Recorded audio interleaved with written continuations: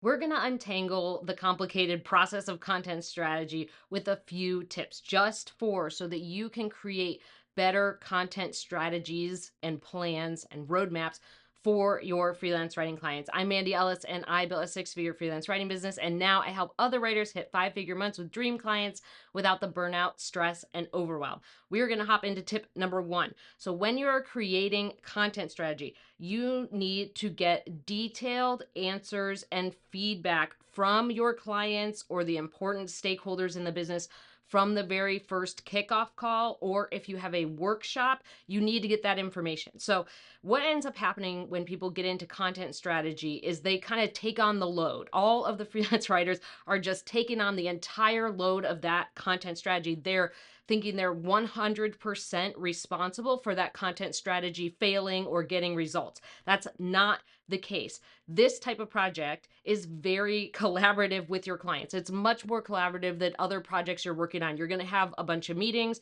You're going to have them review things and give you more feedback. You're going to be working with them from anywhere to 1 to 3 to 6 months or more.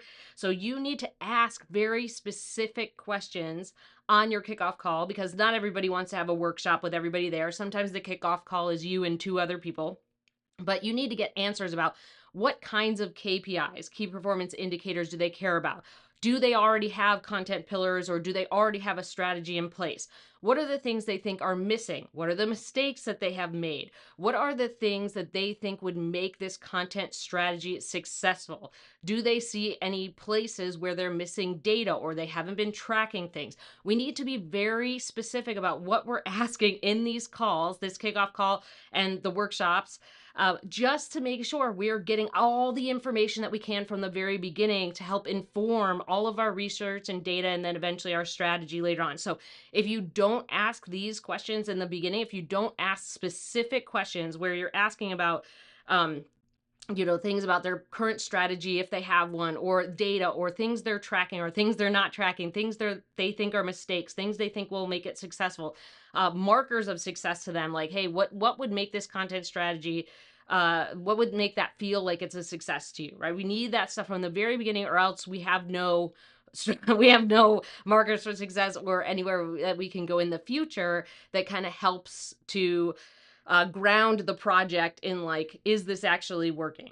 So from the very beginning, we need that stuff. Number two, you need to trust the data. Okay. Trust the data when you're doing a competitor analysis, but you also need to look for holes of opportunity for your clients. So when you're putting a content strategy together, trust the data you're seeing. So when you're analyzing competitors, so you're going to have 3 to 5 competitors that you're analyzing for clients.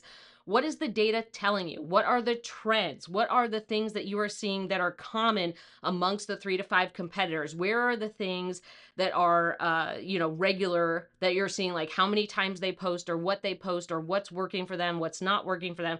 And then we're trusting that data, but we're also like, what is an opportunity that I see? We're not like, well, this doesn't make sense and this data doesn't work, so we're going to do this. We're going to trust what we're seeing, the trends, the repetitious things that we're seeing from competitors, but we are also putting on a search goggle. Basically, we're putting on our search goggles to look for holes of opportunity for our clients in terms of types of content that might work for them, metrics that they might want to track that might be better than kind of vanity metrics, things that their competitors are really missing, that they're making mistakes on, or things that they're skipping out on, stuff that you know about that audience they're targeting that the competitors are not paying attention to, that would be a really good opportunity for your client to dig into, whether that is topics or experts or types of content.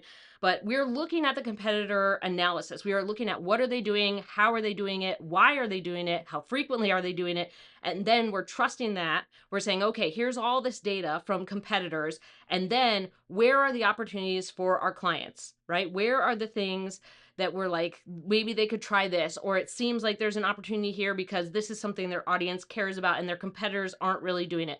Are their competitors focusing on this type of target audience or this type of buyer persona, or maybe we could try this one for our clients? So look at these things. We need to trust the data and the repetitious things that we see in the competitor analysis, but where are the opportunities? Where are the opportunities for our clients?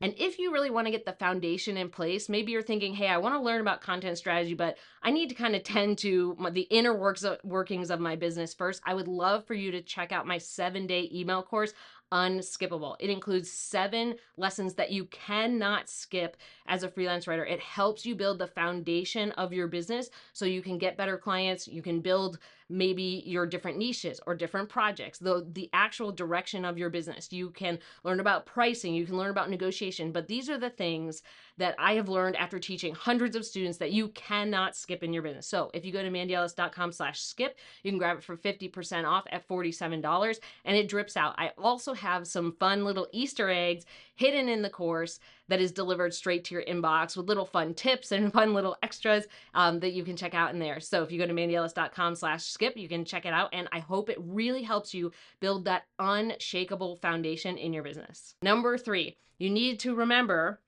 that developing the content strategy is the easy part. Putting together a content strategy deck or a plan or a roadmap, that's the easy part. This is where all of your data, your insights, your research, the competitor analysis, the content audit, all the meetings that you've had, and all of the information distillation comes to create the plan. So by the time you get to the actual content strategy part where you are putting together the KPIs, the pillars, the buyer personas, the types of content they should focus on, anything extra they need to know about competitors, or what channels are actually really important for them to publish content on. You need to remember that that's the easy part. That's where you're putting all of your findings together. All the other stuff is the hard part, where you're researching and combing through data and looking for opportunity, looking for holes, looking for things that can really help your client. Putting that all together in the report is the content strategy. Think of it that way. You're gathering all of this stuff and putting it into a plan. So by the time you get to the content strategy part, that should be the easy part. That should be the piece where you're actually putting the strategy in place and outlining it for your client, whether that's in slides or in a document. Something where you're gathering, you're like distilling all the things that you have gathered. So that should be the easy part. People panic about the strategy itself because they're worried, will it work or will it not? Or how do I know what to do? You've already completed several deliverables by the time you get to the strategy itself, that all you're doing is distilling all this information into something that they can easily reference and put into place, which is that content strategy. And number 4, you need to remember that content strategies are not set in stone. If we've learned anything over the past few years, it's that content strategies adapt and need to change and need to evolve, and they need to grow over time to the audience's changing needs, the market's changing needs. Maybe the tone and style needs to be freshened up. Maybe it's something that you put in place where you have old KPIs, key performance indicators, old goals that just don't really align with where your client is going nowadays. So the content strategy isn't set in place and then it's done forever. You test it over time. So creating the strategy is your first stab in the dark. That's how you should think about it. Your first stab in the dark is that initial strategy. Then we adjust it over time based on what we're seeing from the content, from the metrics, from the audience, from feedback, all that good stuff. So we're testing it over months and months and months to see if it's still working, and we're executing that content. It's not something where you give someone a strategy and it's over forever and then they never change it. They should be adapting and growing and evolving that strategy over time.